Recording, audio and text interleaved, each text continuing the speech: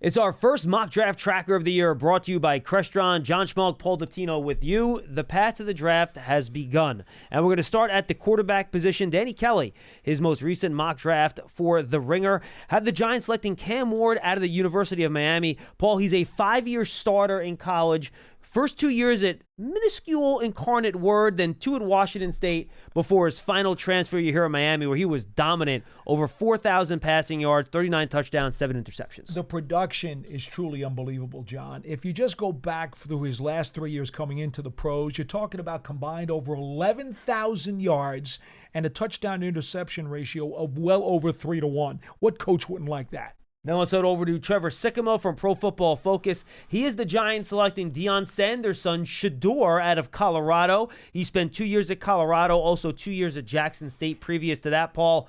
4-year starter, tough, experienced, accurate thrower. 37 touchdowns, only 10 picks. 75%, I think, was his completion percentage this year, which led NCAA Division I quarterbacks and threw for over 4,100 yards. Also led the nation. Big-time numbers. No question about it. And then maybe the Giants don't pick a quarterback. Well, how about do-everything star Shedeur Sanders' teammate from Colorado, Travis Hunter? That's who ESPN's Jordan Reed has mocked to the Giants here.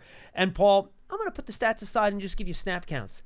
1,529 snaps last year, over 750 on offense and defense. He played full-time both ways. That can't happen at the pros, but teams will have to figure out where they want to play him at the pro level. And that's really going to be the key, because there are going to be certain staffs that are going to want him to primarily be a wide receiver, because he's very productive as a wide receiver. Doesn't drop the ball. 96 catches, over 1,200 yards. And then on the other side, well, because he's got great wide receiver skills, that means he gets after the ball. Who doesn't want a cornerback who has great ball skills? No question about it. And he's going to test off the charts at the Combine.